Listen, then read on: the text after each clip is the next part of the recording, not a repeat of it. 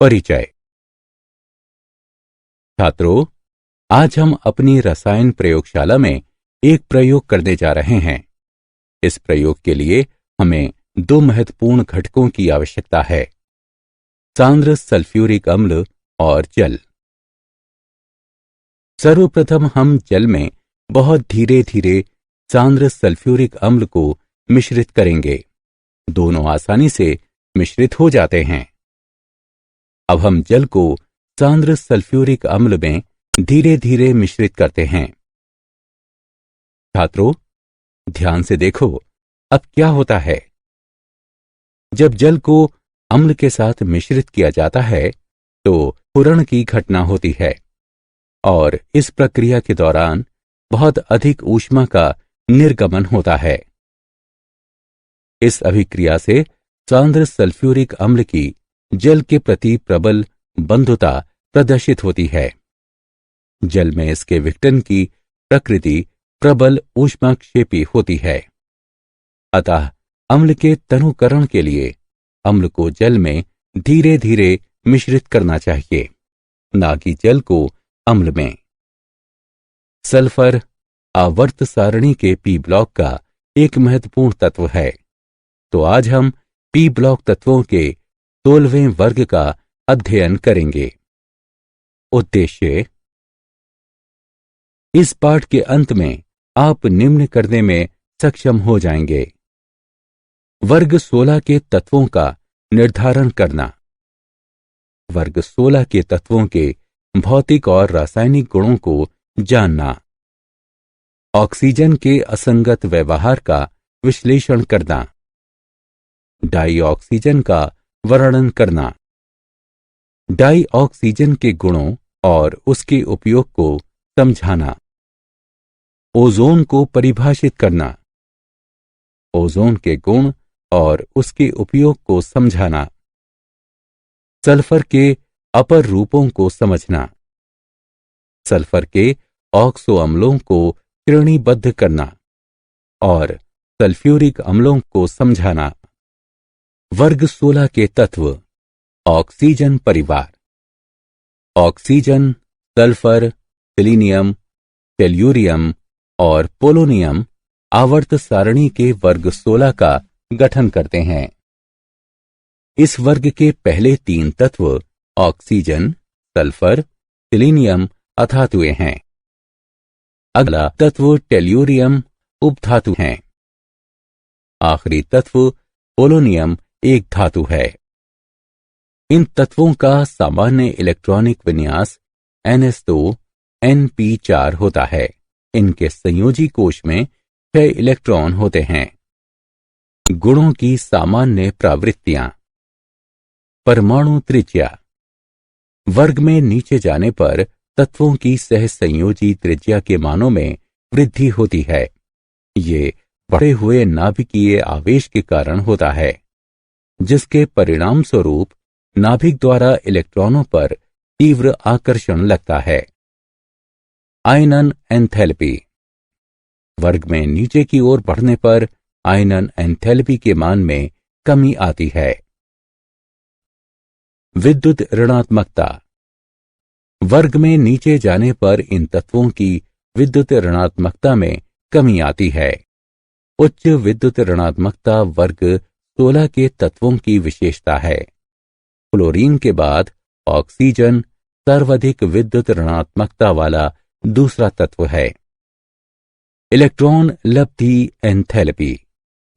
इन तत्वों की electron लब्धि enthalpy का मान अपेक्षाकृत उच्च होता है, जो कि वर्ग में नीचे जाने पर घटता जाता है। वर्ग 16 के तत्वों के भौतिक गुण: श्रृंखलन। ऑक्सीजन एक सीमित हद तक और सल्फर बड़ी हद तक श्रृंखलन के गुण का प्रदर्शन करता है। SN वलय और श्रृंखला वाले बहुत से पॉलीसल्फेट, पॉलीसल्फ्यूरिक अम्ल और विभिन्न अपर रूप ज्ञात हैं। सल्फर सल्फर आबंध जैविक प्रणालियों में बहुत महत्वपूर्ण हैं और विभिन्न प्रोटीनों और एंजाइमों में उपस्थित होते हैं। अपर रूपता। वर्ग 16 के सभी तत्व अपरूपता प्रदर्शित करते हैं। ऑक्सीजन O2 और O3 के रूप में मौजूद है। प्रकृति में सल्फर के कई अपरूप मौजूद हैं जिनके रूप में यह पाया जाता है, जैसे रोहम्बिक, विषम लंबाक्ष कोणीय, एकंताक्ष, प्लास्टिक और कोलाइटियन सल्फर। सिलीनियम के 3 महत्वपूर्ण अपरूप हैं: विषम लंबाक्ष कोणीय, एकंताक्ष और ग्रे रूप। आणविक अवस्था। ऑक्सीजन का अणु द्विपरमाणुवीय होता है और सामान्य परिस्थितियों में यह गैस के रूप में विद्यमान रहता है, जबकि अन्य तत्व वृहद परमाणुविक संरचना और ठोस अवस्था को प्रदर्शित करते हैं। वर्ग 16 के तत्वों की ऑक्सीकरण अवस्थाएं। वर्ग 16 के तत्वों का बाह्य इलेक्ट्रॉनिक विन्यास ns2 np4 होता है। इनमें 2 इलेक्ट्रॉनों को ग्रहण करके या 2 इलेक्ट्रॉनों को साझा करके अक्रिय गैसों के समान इलेक्ट्रॉनिक विन्यास प्राप्त करने की प्रवृत्ति होती है। ऑक्सीजन इस परिवार का प्रथम सदस्य है जो उच्च विद्युत ऋणात्मकता के कारण ऋण 2 ऑक्सीकरण अवस्था दर्शाता है। क्योंकि विद्युत ऋणात्मकता ऑक्सीजन से पोलोनियम तक घटती जाती है, अतः सल्फर से नीचे की तरफ घटा 2 ऑक्सीकरण अवस्था की प्रवृत्ति कम होती जाती है।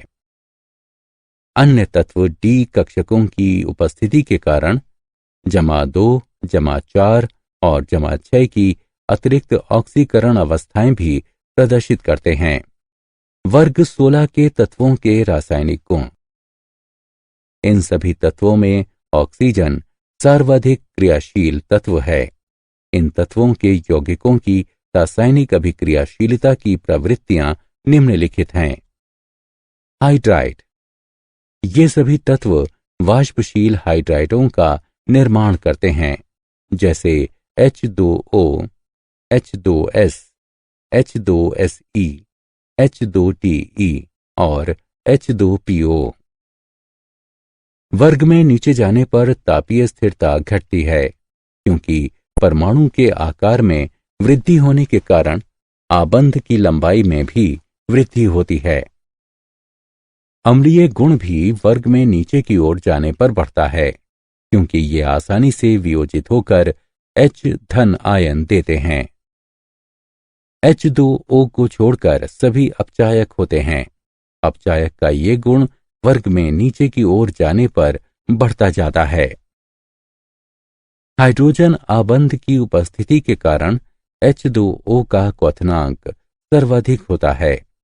H2O से H2S तक अचानक गिरावट के बाद H2S से H2TE तक आणविक द्रव्यमान में वृद्धि और इसके कारण बढ़ने वाले वैन डर वाल्स बलों की वृद्धि की वजह से क्वथनांक क्रमशः बढ़ता जाता है। वर्ग 16 के तत्वों के हैलाइड। वर्ग 16 के तत्व बड़ी संख्या में हैलाइड बनाते हैं। हेक्सा, टेट्रा और डाई हैलाइड महत्वपूर्ण हैलाइड हैं। ये कैल्कोजॉन की संबंधित हैलोजन से सीधी अभिक्रिया के द्वारा बनाए जा सकते हैं। फ्लोरीन के ऑक्सीजन के साथ मिलकर बने यौगिक फ्लोराइड कहलाते हैं।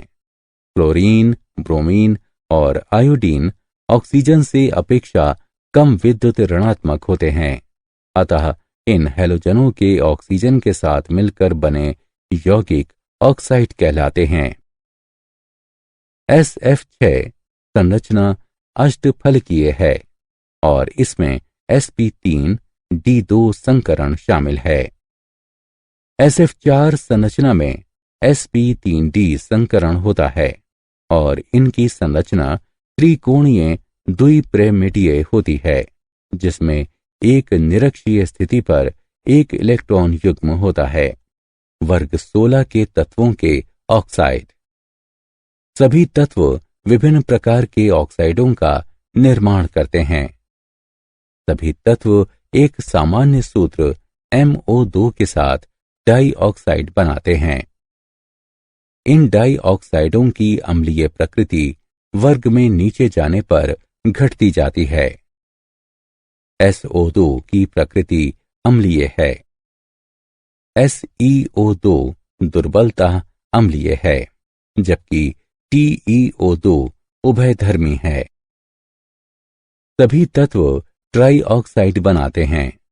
SO3 का अणु 3 संरचनाओं का अनुनादी संकर है और गैसीय अवस्था में इसकी संरचना त्रिकोणीय वर्ग समतलीय होती है। ऑक्सीजन का असामान्य व्यवहार। ऑक्सीजन परिवार के बाकी सदस्यों से निम्न विषयों में भिन्नता प्रदर्शित करता है।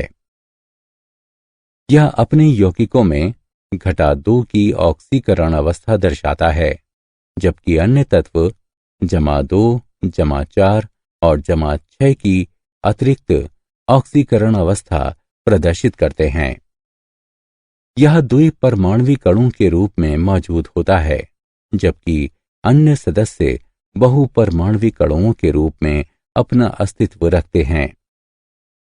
यह पाई पाई आबंध के निर्माण की क्षमता रखता है, जबकि अन्य तत्व इस तरह के आबंध के निर्माण की प्रवृत्ति को प्रदर्शित नहीं करते हैं। डाई ऑक्सीजन अनुचुंबकीय है, जबकि अन्य तत्व प्रतिचुंबकीय हैं। सामान्यता पर यह गैस है, जबकि अन्य सदस्य ठोस हैं। Die oxygen. ऑक्सीजन प्रकृति में सर्वाधिक मात्रा में पाया जाने वाला वह तत्व है जो मुक्त और स्वतंत्र दोनों अवस्था में प्रचुर मात्रा में पाया जाता है। लगभग सभी चट्टानें, मिट्टी और बहुत से खनिजों में ऑक्सीजन की बड़ी मात्रा उपस्थित होती है। निम्नलिखित तरीकों से डाई ऑक्सीजन को तैयार किया जा सकता है। कुछ निश्चित धातु ऑक्साइडों पर ताप अभिक्रिया के द्वारा,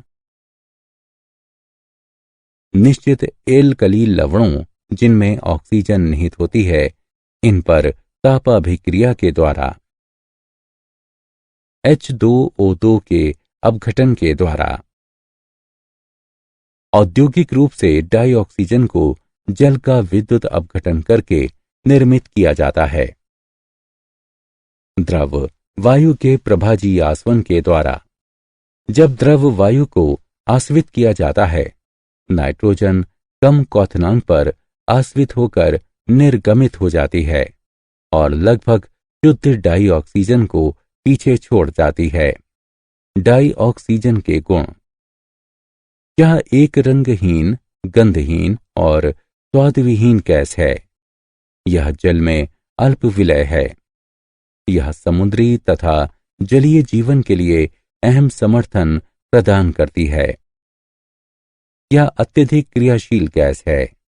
अभिक्रियाशीलता की दर किसी उत्प्रेरक की उपस्थिति में और तापमान में वृद्धि के साथ बढ़ती है।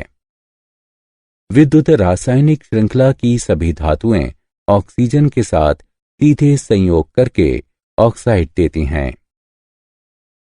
सल्फर, फास्फोरस और कार्बन डाई ऑक्सीजन के साथ तेजी से जलकर अपने ऑक्साइड का गठन करती हैं।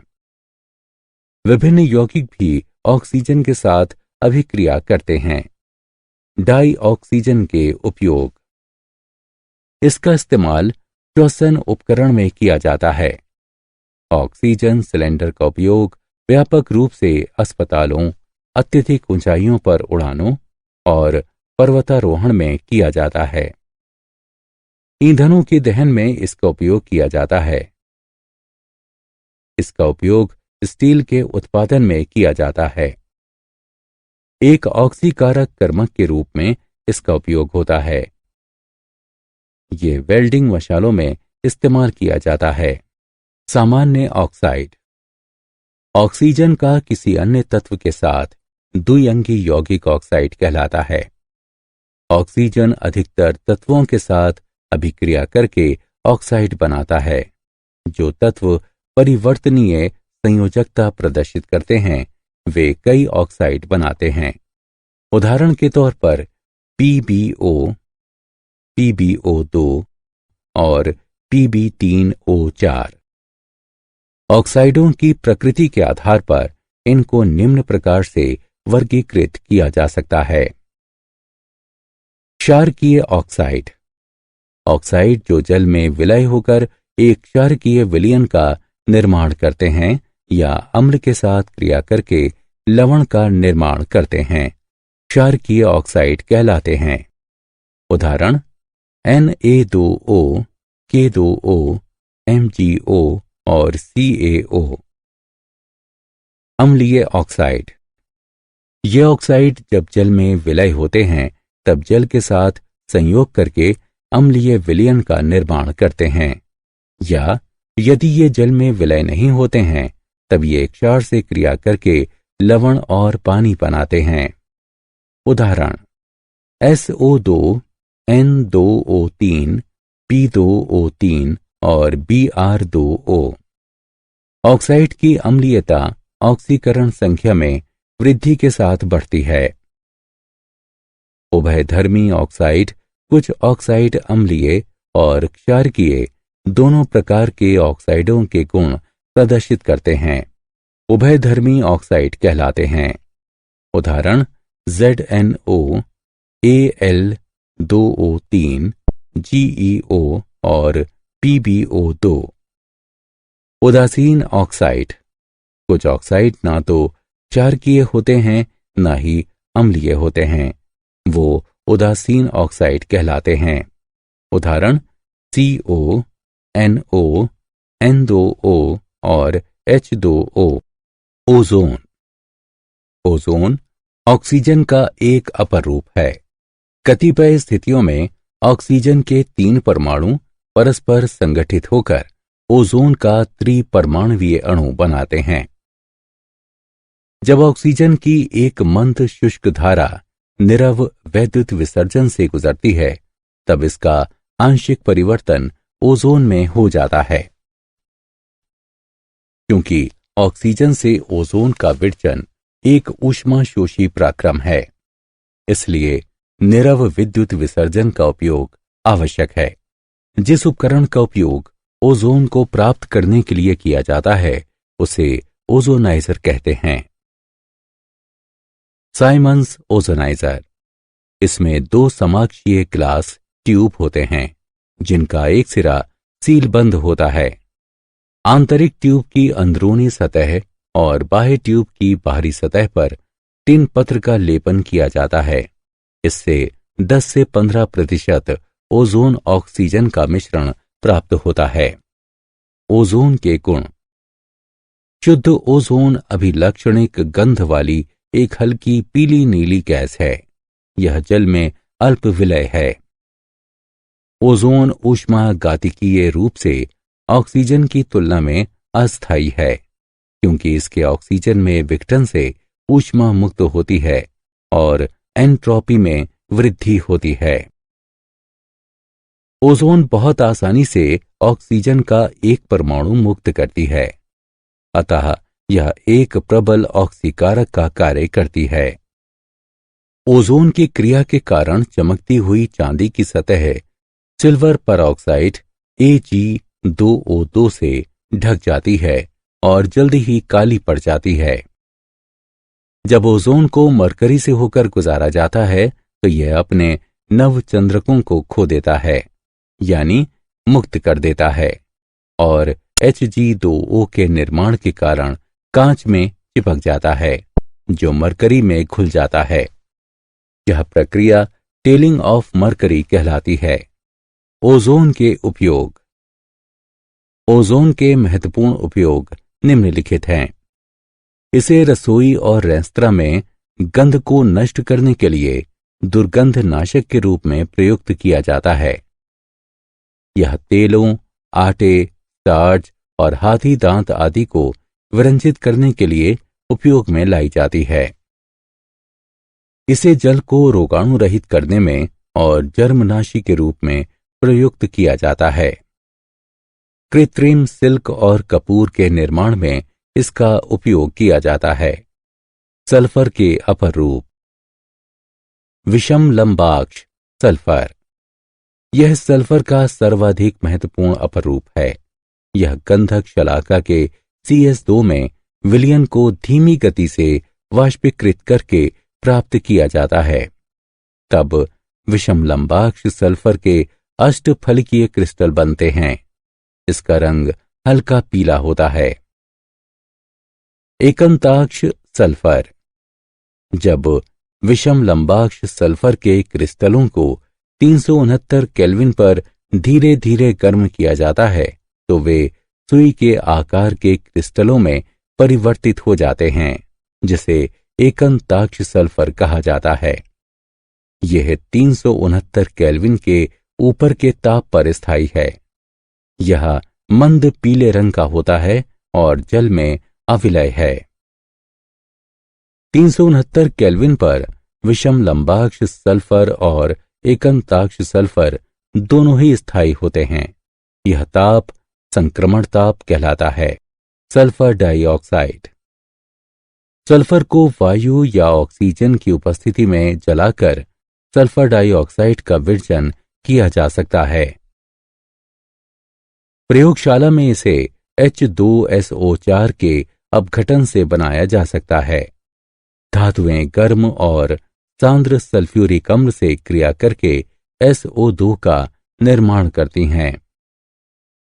औद्योगिक स्तर पर सल्फाइड अयस्कों के भर्जन से सल्फर डाइऑक्साइड को प्राप्त किया जाता है। भर्जन से तात्पर्य धात्विक सल्फाइडों को वायु या ऑक्सीजन की उपस्थिति में गर्म करके सल्फाइड को एक ऑक्साइड में परिवर्तित किया जाता है। सल्फर डाइऑक्साइड के गुण। यह एक अप्रिय और दम घोटू तीखी गंध वाली गैस है जो सामान्य ताप पर रंगहीन होती है। एल्कली धातुओं से क्रिया करके सल्फाइडों और बाइसल्फाइडों का निर्माण करती है। नमी की उपस्थिति में यह विरंजक कर्म की तरह कार्य करती है। ये पानी में अल्प विलय है और इसका विलयन अम्लीय होता है। जलीय विलयन में यह प्रबल अपचायक की तरह कार्य करता है। यह एक अच्छे ऑक्सीकारक के रूप में कार्य करता है। उदाहरण के तौर पर 1000 डिग्री सेल्सियस पर यह कार्बन को CO2 में ऑक्सीकृत कर देता है। सल्फर डाइऑक्साइड के उपयोग। सल्फर डाइऑक्साइड के महत्वपूर्ण उपयोग निम्नलिखित हैं। H2SO4, H2S और कैल्शियम हाइड्रोजन सल्फाइड के उत्पादन में, जिसका उपयोग पेपर और पल्प उद्योग में किया जाता है। प्रतिक्लोर और विसंक्रामक के रूप में इसका उपयोग होता है। डिब्बा बंद खाद्य पदार्थों के परिरक्षक के रूप में होता है। शर्करा और पेट्रोलियम के शोधन में, प्रशीतलक के रूप में और विरंजक के रूप में होता है। सल्फर के ऑक्सो अम्ल। सल्फर के ऑक्सो अम्ल वे रासायनिक यौगिक हैं जिनमें सल्फर, ऑक्सीजन और हाइड्रोजन के परमाणु निहित होते हैं। सल्फर अनेक ऑक्सो अम्ल बनाता है। कुछ महत्वपूर्ण ऑक्सो अम्ल निम्नलिखित हैं। H2SO3 सल्फ्यूरस अम्ल, H2S2O4 डाइथियोनस अम्ल, H2SO4 सल्फ्यूरिक अम्ल, H2S2O3 थियोसल्फ्यूरिक अम्ल, H2SO5 परमोनो सल्फ्यूरिक अम्ल, H2S2O8 परडाई सल्फ्यूरिक अम्ल। इन अम्लों में से कुछ अस्थायी हैं। इनका अस्तित्व जलीय विलयन में अथवा उनके लवणों के रूप में होता है। सल्फ्यूरिक अम्ल। यह सल्फर का सबसे महत्वपूर्ण ऑक्सी अम्ल है। यह कुछ खनिजों और झरनों में होता है। उद्योगों में इसका उपयोग बड़ी मात्रा में किया जाता है, इसलिए इसे रासायनों का राजा कहा जाता है। सल्फ्यूरिक अम्ल का उत्पादन संस्पर्श प्रक्रम के द्वारा किया जाता है। यह प्रक्रिया निम्नलिखित चरणों में होती है। सल्फर डाइऑक्साइड का उत्पादन। यह क्रिया पाउडरीकृत सल्फर का दहन करके या सल्फर युक्त अयस्कों के भर्जन के द्वारा की जाती है। सल्फर डाइऑक्साइड का ऑक्सीकरण, यह चरण सल्फ्यूरिक अम्ल के उत्पादन का मुख्य चरण है। बेहतर सल्फर ट्राइऑक्साइड के उत्पादन के लिए अनुकूल परिस्थितियां निम्नलिखित हैं। तापमान, क्योंकि ये अभिक्रिया ऊष्माक्षेपी है, अतः कम तापमान आगे की अभिक्रिया के लिए अनुकूल होता है। एक इष्टतम तापमान 673 से 723 केल्विन के बीच बनाए रखा जाता है। दबाव, उच्च दबाव प्रक्रिया के पक्ष में होता है। अधिकतम दबाव 1.5 से 2 परमाणु तक बनाए रखा जाता है। उत्प्रेरक, इस तरह के कम तापमान पर अभिक्रिया धीमी गति से होती है। कार्यकारी उत्प्रेरक डाइवेनेडियम पेंटॉक्साइड V2O5 होता है। ऑक्सीजन की अधिकता, बेहतर उत्पादन के लिए SO3O2 की अधिकतम मात्रा उपयोग में लाई जाती है। SO3 का H2SO4 में रूपांतरण, SO3 को ओलियम प्राप्त करने के लिए सांद्र H2SO4 में अवशोषित कर लिया जाता है। इसके बाद जल द्वारा ओलियम का तनुकरण करके वांछित सांद्रता वाला सल्फ्यूरिक अम्ल प्राप्त कर लिया जाता है। सल्फ्यूरिक अम्ल का उत्पादन, सल्फ्यूरिक अम्ल के उत्पादन की प्रक्रिया का आरंभ सल्फर बर्नर से होता है। यहां सल्फर डाइऑक्साइड का निर्माण होता है। सल्फर डाइऑक्साइड को धूल अवक्षेपक से होकर गुजारा जाता है, जो गैसों में से धूल को पृथक करता है। एक स्क्रबर का इस्तेमाल विलयशील अशुद्धियों को पृथक करने के लिए किया जाता है। इसके पश्चात शुष्कन मीनार गैसों की नमी को दूर कर देती है। गैसें आर्सेनिक शुद्धिकारक से गुजरती हैं, जो AS2O3 की अशुद्धि को दूर कर देता है। जो गैसें शुद्धिकारक से बाहर आती हैं, उन्हें यह सुनिश्चित करने के लिए कि वे पूर्णतया अशुद्धियों से मुक्त हैं या नहीं, परीक्षण बॉक्स से गुजारा जाता है। परीक्षण बॉक्स से आई हुई गैसों को पुनः 673 केल्विन से 723 केल्विन पर गर्म करते हैं। इसके पश्चात उष्ण गैसों के मिश्रण को उत्प्रेरकीय परिवर्तित्र से गुजारा जाता है, जहां SO2 का ऑक्सीकरण SO3 में हो जाता है। SO3 का प्रवेश अवशोषक मीनार के आधार में कराया जाता है, जिसके शीर्ष पर H2SO4 की बौछार कराई जा रही होती है। जैसे ही SO3 गैस ऊपर की ओर चढ़ती है, सांद्र सल्फ्यूरिक अम्ल में अवशोषित होकर ओलियम बनाती है, जिसे मीनार के आधार से बाहर निकाला जा सकता है। इसके बाद ओलियम का तनुकरण करके वांछित सांद्रता वाला सल्फ्यूरिक अम्ल प्राप्त कर लिया जाता है। सल्फ्यूरिक अम्ल के गुण, इसका शुद्ध रूप रंगहीन होता है, लेकिन व्यावसायिक अम्ल अशुद्धियों की उपस्थिति के कारण पीले रंग का होता है। त्वचा के संपर्क में आने पर गंभीर रूप से जलन पैदा करता है। सांद्र H2SO4 जल के प्रति प्रबल बंधुता प्रदर्शित करता है। जलीय विलयन में इसके विघटन से अत्यधिक ऊष्मा का निर्गमन होता है। उच्च सांद्रण वाले H2SO4 का क्वथनांक 621 केल्विन होता है। इससे यह प्रदर्शित होता है कि H2SO4 की संगठित संरचना हाइड्रोजन आबंधों के कारण होती है। तेज गर्म करने पर ये SO3 और H2O में विघटित हो जाता है। सल्फ्यूरिक अम्ल के उपयोग, सल्फ्यूरिक अम्ल के महत्वपूर्ण उपयोग निम्नलिखित हैं। इसका प्रयोग धातुओं के विद्युतीय शोधन में धातु कर्म के लिए किया जाता है। निर्जलीकारक के रूप में इसका उपयोग किया जाता है। संचायक बैटरियों में और लेड संचायक यंत्रों में। अमोनियम फॉस्फेट अमोनियम सल्फेट एवं चूने के सुपर फॉस्फेट जैसे उर्वरकों के उत्पादन में इसका उपयोग किया जाता है। इसे इलेक्ट्रोप्लेटिंग से पहले धातु सतहों की सफाई के लिए प्रयोग किया जाता है। प्रयोगशालाओं और औद्योगिक प्रक्रमों में एक एसिड के रूप में प्रयुक्त किया जाता है। क्या आप जानते हैं, सल्फर को कवकनाशी के रूप में अंगूर और स्ट्रॉबेरी के बचाव के लिए उपयोग में लाया जाता है। ऑक्सीजन की खोज कार्ल विल्हेम शील ने स्वीडन में सन 1771 में की थी और इसका ये नाम एंटोनी लॉरेंट लेवोइसर ने सन 1774 में दिया था। सिलीनियम का उपयोग वृहद रूप से आसवन भट्टियों और जेरोग्राफी में किया जाता है। सारांश, आइए हमने जो कुछ सीखा है उसे संक्षेप में दोहराएं।